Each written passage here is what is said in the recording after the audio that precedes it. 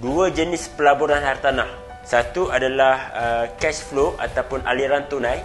Yang kedua adalah pulangan modal ataupun orang panggil capital gain. So apakah perbezaan antara aliran tunai dengan capital gain? Cash flow ni adalah aliran tunai di mana kita buat sesuatu di mana kita dapat positif cash flow ataupun positif pendapatan yang kita dapat setiap bulan. Saya bagi contoh, beberapa contoh aliran tunai yang kita boleh buat. Satu adalah vending machine. Kita invest RM15,000 ataupun RM20,000 and then machine tu bekerja untuk kita secara pasif, kan? Kita dapat setiap bulan RM1,000 ataupun RM2,000, kan? Yang kedua adalah royalty. Royalty ni ada banyak, kan?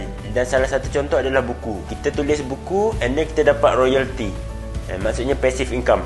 Yang ketiga adalah kita boleh buat dari segi sublet. Maksudnya kita sewa dengan owner and then kita sewakan rumah tu kepada orang lain. Contoh, kan, kita sewa rumah ni 700, kita pun buat per head, kita buat fully furnished dan kita boleh upkan dia punya value and then kita boleh sewakan kepada orang lain. Total contohnya 1,200. So kita dapat aliran tunai 500. Dan akhir sekali contohnya adalah jika kita beli rumah and then kita sewakan kepada orang. Dan pastikan aliran tunai adalah positif lah. Kalau negatif dia tak jadi aliran tunai. Dia aliran tunai kan, tapi aliran tunai negatif. Okey, yang kedua adalah capital gain ataupun orang panggil keuntungan pulangan modal. Contohnya kita beli emas, kita simpan dalam masa 5 tahun ke 7 tahun, kita jual balik dengan harga yang lebih tinggi, kan? Sebab apa? Sebab kita anggap emas tu dia ada value, kan?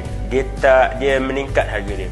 Okey, contohnya adalah emas. Yang kedua adalah minyak. Yang ketiga adalah saham. Saham pun orang beli dengan harga yang murah. Bila saham tu naik, kita jual. Yang keempat, hartanah. Hartanah pun ada juga orang beli and then dia jual balik dengan harga yang lebih tinggi. So, itu adalah contoh cash flow dengan capital gain. Dalam hartanah ni, dia ada perbezaan lah antara kedua-dua jenis pelaburan, cash flow, aliran tunai dengan capital gain. Yang pertama adalah pelabur dari segi capital gain ni, dia mempertaruhkan pelaburan dia. Dia beli dengan harapan supaya satu hari nanti harga akan meningkat. Tetapi masalah di sini adalah kita tak dapat meramal masa depan, kan? Boleh jadi meningkat, boleh jadi tak meningkat. Dia melibatkan krisis ekonomi. Jika berlakunya krisis ekonomi ataupun inflasi, apa yang berlaku kepada harga hartanah? Dia akan flat ataupun dia akan turut jatuh. So, dekat sini apa yang efek adalah orang pelabur yang fokus kepada capital appreciation. Jadi jika kita fokus on aliran tunai, macam mana pun kita punya fokus, kita beli, kita dapat aliran tunai yang positif.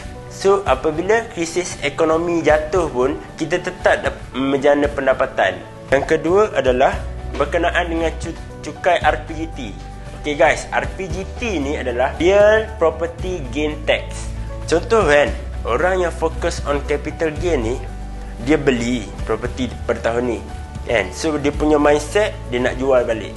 So bila dia jual balik, kalau tahun pertama kena 30%, tahun yang kedua boleh jadi 30%, sampailah bila 5 tahun ke atas barulah dia kena 5%.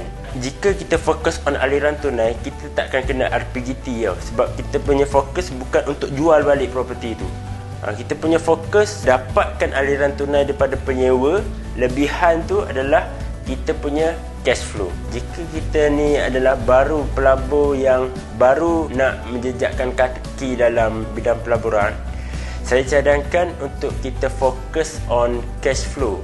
Sebab apa? Yang pertama, kita tak mempunyai banyak modal ataupun kita tak banyak cash. Kita boleh beli rumah menggunakan others people money and then kita boleh create aliran tunai and then kita boleh beli satu lagi. Biasanya sesuai untuk rumah-rumah sublet. Sebab apa? Sebab kita dah tahu crowd tempat tu macam mana, kita dah tahu orang tu siapa yang duduk dekat situ, boleh ke tak buat aliran tunai. Biasanya sesuai rumah-rumah sublet. Kalau untuk capital gain, biasanya player-player adalah mereka yang membeli rumah lelong. Dia beli dengan harga below market value, dia renovate and then dia jual balik. And then bila dia jual balik, dia kena RPGT. Sebab itulah dia kena ada cash. Nak renovate, nak beli rumah lelong sendiri pun kena ada cash. Jika kita fokus on capital gain, kita beli, kita kena tunggu tu memakan masa dan memakan duit. Sebab apa? Dia ada satu tempoh matang di mana kita nak tunggu dia punya equity meningkat.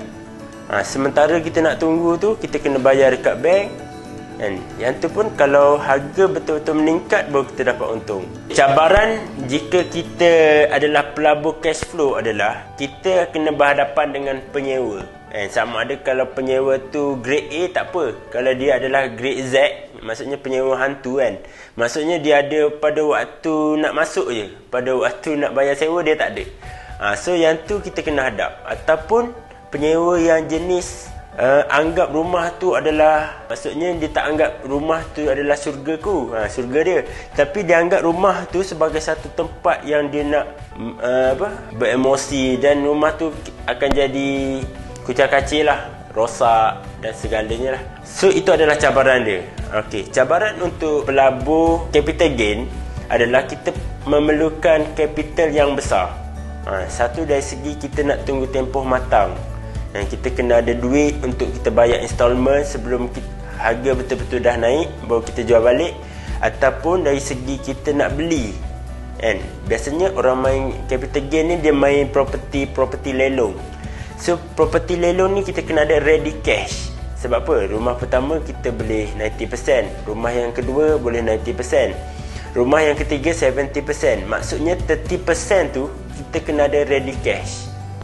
Kalau sub sale, kita boleh lagi adjust kan, dari segi markup ataupun ada lagi lah beberapa cara. So untuk capital gain, kita perlu ada cash yang strong. Bandingkanlah cabaran cash flow ataupun capital appreciation.